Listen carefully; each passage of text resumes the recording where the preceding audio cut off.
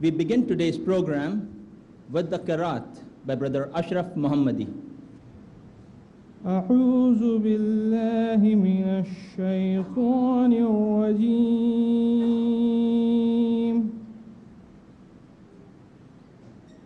بسم الله الرحمن الرحيم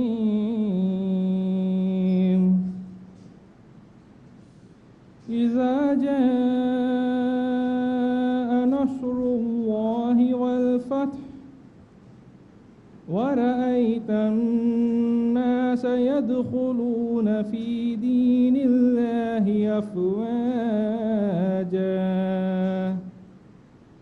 فسبح بحمد ربك واستغفره إنه كان توابا صدق الله العظيم. The translation of Surah Nasr, chapter 110, verses 1 to 3. I seek refuge with Allah from Satan the accursed, in the name of Allah, most gracious, most merciful. When comes the help of Allah and victory, and you do see people enter Allah's religion in crowds, celebrate the praises of your Lord and pray for His forgiveness, for He is oft returning in grace and mercy. Verily, Allah has spoken the truth. Respected brothers and sisters, Assalamu alaikum. May peace be on you. On behalf of the Islamic Research Foundation, I, Dr. Muhammad Naik, welcome all of you to today's program. We are holding today's program and talk on Islam, the misunderstood religion, because in many parts of the Western world, in India, in fact, broadly throughout the world, understanding of Islam is based on and propped up by hearsay, wrong presumptions, and unwarranted conclusions. This indeed needs to be rectified. We are fortunate to have a leading scholar on Islam, Dr. Abu Ameenah Bilal Phillips, to do that job for us today. Brothers and sisters, to speak on Islam, the misunderstood religion, to be followed by an open question and answer session, may I present before you Dr. Abu Ameenah Bilal Phillips. Alhamdulillah, wassalatu wassalamu ala Rasulillah. All praise is due to Allah, and may Allah's peace and blessings be on the last messenger of Allah. As my brother Muhammad Naik introduced the topic, Islam, the misunderstood religion, in fact, it was the topic which was the title of a book written by Muhammad Qutb, which influenced me to become a Muslim some 20 odd years ago. At that time, the book addressed not necessarily the same topics that I will be addressing, but it served the same purpose in terms of clarification of common misunderstandings with regards to Islam, from mostly a political perspective, because at the time when I accepted Islam, I was a communist after having left Christianity for communism. So it clarified for me from a political perspective why Islam was the most effective system, or had with it the best principles for the running of human society and for the protection of the rights of individuals and creatures on the earth. My talk is focused more from a general misunderstanding held around the world with regards to Islam. And that misunderstanding could be traced back to two major sources. If we assume that the world media for the most part, originates in the West. When we look at the various news reports, it's by AP, Associated Press, Reuters, all these press agencies, the vast majority of them are Western-based. And as such, they influence the media all over the world today. We have to understand that the misconceptions which are prevalent in the media today are a result of either one or another factors, of two factors. The one, or the first, would be that of deliberate misinformation. And that is a product of the Crusaders' period in which they encountered Muslims. This is where Christianity in Europe encountered Islam under the heading of the Crusades, where they sought to liberate, as they saw it, the Holy Land from the Muslim infidels. In order to generate support for this crusade, there were large amounts of false information disseminated about Islam in order to encourage these people to go and fight, give up their lives to occupy this particular land. Of course, historians since then, have pointed out that the reasons behind it were, to a large degree, economic and not religious at all. It had to do with the trade which was coming from the Far East, trade in spices, trade in silk, etc., that the Muslims were the middlemen, and they wanted to remove the middlemen. But it was given this overtone of religious struggle in order to motivate the masses to support this crusade. And we could say today's misinformation, deliberate misinformation, is a part of that. It's an extension of it, or we could say it is a hangover from the period of the Crusaders. What came out of that period, during the period of colonial expansion over the Muslim world, as well as the rest of the world, is a tradition of study known as Orientalism in the West. Orientalism meaning they specialized in Eastern things, Eastern religions, etc. It included others, but focused to a large degree on Islam because they represented the largest group. And it was missionary-based. It was, there were systems of study set up in order to penetrate the areas under Muslim control, to penetrate these areas psychologically, intellectually. So they made a study of Islamic texts, etc., to try to find opportunities or avenues by which they could confuse the people, create doubts in the peoples about their religion in order to support their own political control over those given areas. As a result, the Orientalist tradition is filled with many lies, things which are outright lies about Islam. Unfortunately, the approach was not one of discussion and debate, where you sit down and present what your beliefs are, and I will present what my beliefs are, but it was an attack. And as such, unfortunately, that attack was an unscrupulous attack in which they sought to malign Islam in any way, shape, or form possible. So many lies, many things are attributed to Islam, which even the smallest child, if you ask the child, is this a part of Islam? They will tell you, no, it has nothing to do with Islam. Islam doesn't say this.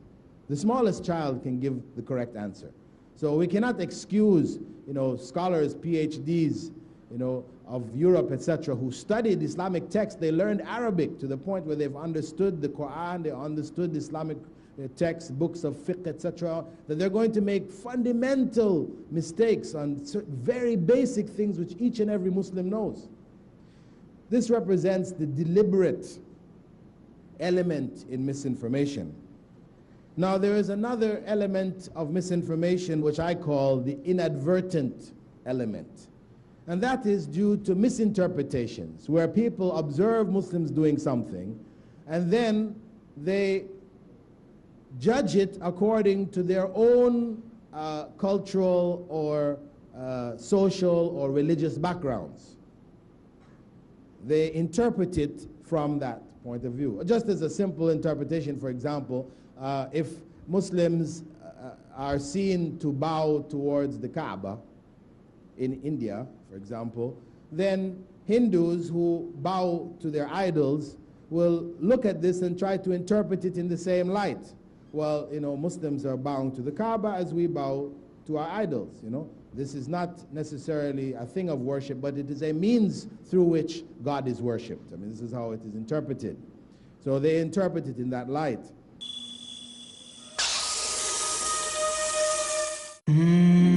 Is too much love and kindness a bad thing for my children? How do I build a happy home? What is discipline, and how much is too much? All the answers that you will need to be an amazing parent. Join me, Yahya Ibrahim, as we discover how to be successful parents, only on Peace TV. Watch how the guidance of parents motivates children in achieving goals. Join Yahya Ibrahim in Parenting and Education, tonight at 8 p.m. Saudi Arabia and 9 p.m. UAE on Peace TV. Peace TV presents 100 million viewers, more than 30 dynamic dyes,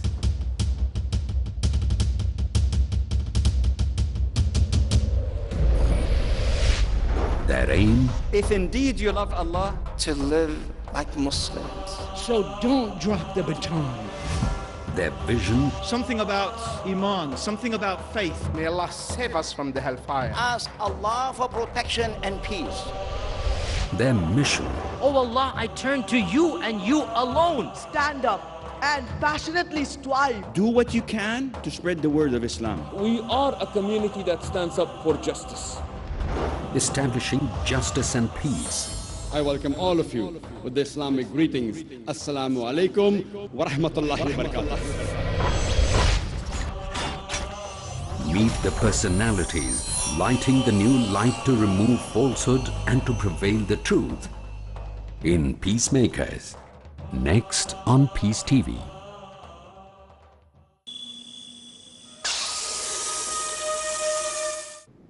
Or, for example, Muslims slaughtering of animals. That in Christian tradition, the slaughter was sacrificial for the removal of sin in Christian tradition. So when they look at Muslims slaughtering on Eid al-Adha, they try to interpret it in the same light. That is one legitimate source of misinformation which we cannot blame people for. It is understandable. It's only for us to try, as Muslims, to clarify to them that it is not as they perceive it. The other source is one of a lack of information, where people don't have information about what Muslims are doing, and they form interpretations or form ideas about Muslims and their practice based on a lack of information. The other aspect of inadvertent misinformation is from the practice of Muslims themselves, where Muslims, in their own ignorance of Islamic teachings, then involve themselves in practices which are incorrect, which are recognized internationally as being incorrect, and as such, people of other ethnic backgrounds, religious backgrounds, then judge Islam based on the practice of Muslims. Again, this we cannot blame others, because it is natural for people to judge a religion based on the practice of the people. You know, if it is common practice amongst these people to do this or to do that, then to say this is from the religion is reasonable and logical. though it may not be the case. So in this area, I mean, we Muslims ourselves are to blame for this portion of misinformation. And the best that we can do is to clarify for them that Islam is not what Muslims do, but what Muslims are supposed to do. And then we clarify to them what in fact are the actual teachings of Islam. Now, what I intend to do this morning is just to look at some of the major areas of misinformation or misinterpretation, misunderstanding with regards to Islam. And I will divide them into three basic areas: one of beliefs, one of religious practices, and the third of social practices. Now, with regards to religious beliefs, the central pillar of Islamic belief is in one God, Allah. And it has been perceived by others that this God is a personal God of Muslims. As when we read in the scriptures about Jehovah of the Jews, he is the personal God of the Jews. From an Islamic perspective, of course, this is not the case. Allah is the God of creation. He is the creator, sustainer of the whole universe, all that exists. And he is the same God who is found in all religions. However, the view of that one God, because the vast majorities of religions in the world do believe in one God, irrespective of what their followers may practice today. If we search back to the origin of their beliefs, or we sift away the intermediaries, we will find a belief in one God, whether you're in South Africa, whether you're in Korea, whether you're in India here, or any other part of the world. The general belief of all peoples is in one God. The difference from an Islamic perspective, not that that one God is a special God of Muslims, but that that one God is unique. Unique. When we speak of the oneness of God, we don't mean oneness in the sense of he is one, this glass of water is one, because this is one glass of water, but there's another glass of water over there. There's no uniqueness in that oneness. When we speak of Allah, God, as being one, we're speaking about a unique oneness, meaning that whatever attributes God has, they are unique to himself. That these attributes are not shared by his creation in their completeness, in their perfection. Human beings love, God loves. Human beings see, God sees. But the seeing of human beings is not as God sees. God's seeing is infinite. The past, the present, the future, what is hidden, what is open, whereas human beings are limited to understanding the present with limited information about the past, virtually no information about the future, and what is hidden from them they cannot perceive. This is human attributes. So from an Islamic perspective, God's attributes are unique. And this is what distinguishes Islam from all of the other religious expressions in the world today. That what is common to all of the other religious expressions is that the attributes of God have been given to his creation in some way, shape, or form. No matter what system you look into, you will find that these attributes have been given either to human beings, where you have God-men or a God-man, or it is to some of the creatures, as may be held in a variety of other religions. Historically, we have found people worshiping either animal figures or imaginary animal figures composed of a variety of animals, maybe with a mixture of human beings, etc., etc. But objects of worship, in general, end up being objects from God's creation. What is usually raised as a question in this regard is, one, what then do Muslims visualize?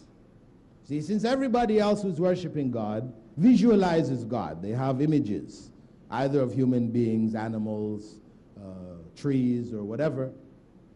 They visualize God through these images. What then do Muslims do?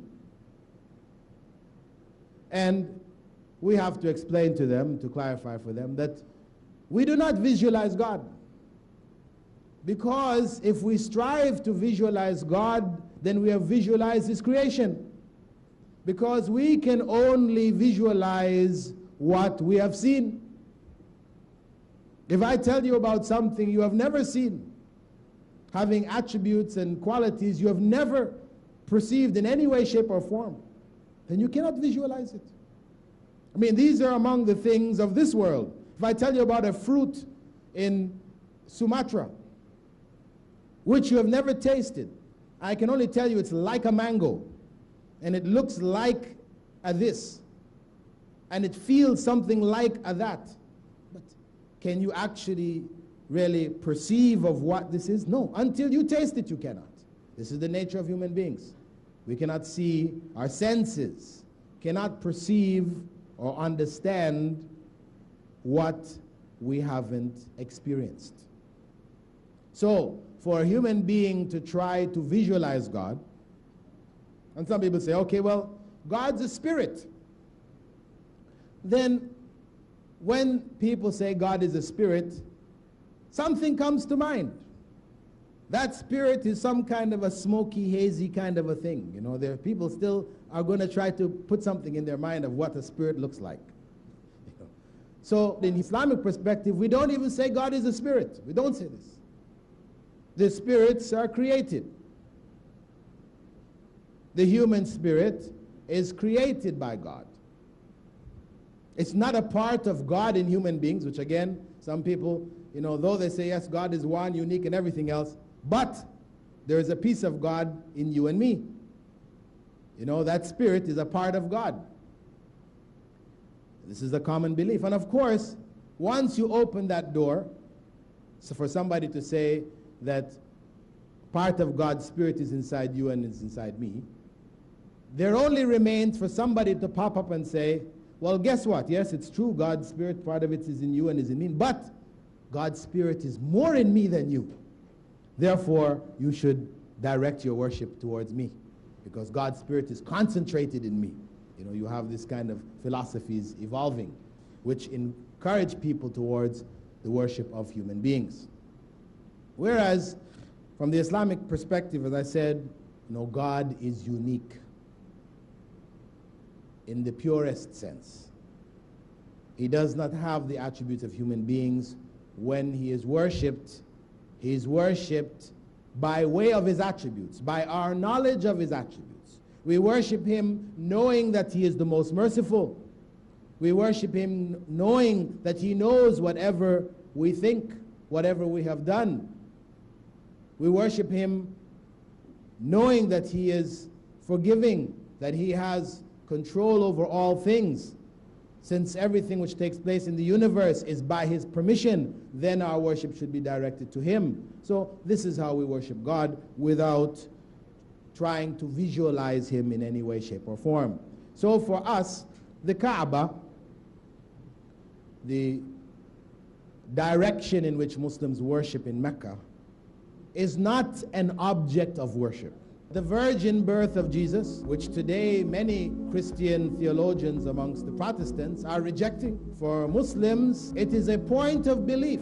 If a Muslim denies that Jesus was born from a virgin, he or she who denies it denies Islam, because they're denying the clear text of the Quran. Allah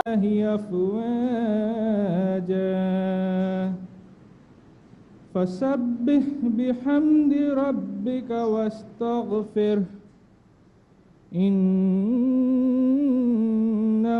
كان توابا صدق الله العظيم. The translation of Surah Nasr, chapter 110, verses 1 to 3. I seek refuge with Allah from Satan the accursed, in the name of Allah, most gracious, most merciful. The misunderstood religion, to be followed by an open question and answer session. May I present before you Dr. Abu Ameenah Bilal Phillips. Alhamdulillah, wassalatu wassalamu ala Rasulillah. All praise is due to Allah, and may Allah's peace and blessings be on the last messenger of Allah. As my brother Muhammad Naik introduced the topic, Islam, the misunderstood religion.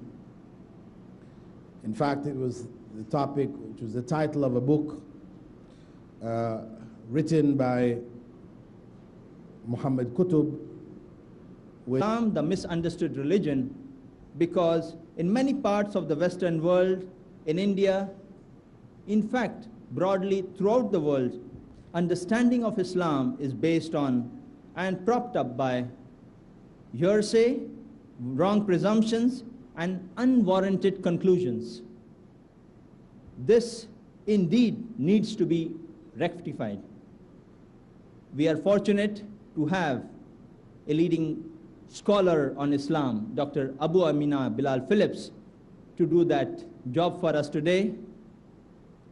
Brothers and sisters, to speak on Islam. When comes the help of Allah and victory, and you do see people enter Allah's religion in crowds, celebrate the praises of your Lord and pray for His forgiveness, for He is oft returning in grace and mercy. Verily, Allah has spoken the truth. Respected brothers and sisters, Assalamu alaikum. May peace be on you. On behalf of the Islamic Research Foundation, I, Dr. Muhammad Naik, welcome all of you to today's program. We are holding today's program and talk on Islam. We begin today's program with the Qiraat by Brother Ashraf Muhammadi. أعوذ بالله من الشيطان الرجيم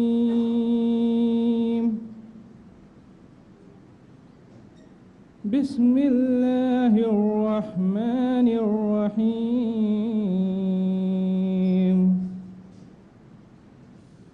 إذا جاء نصر الله والفتح ورأيت الناس يدخلون في دين الله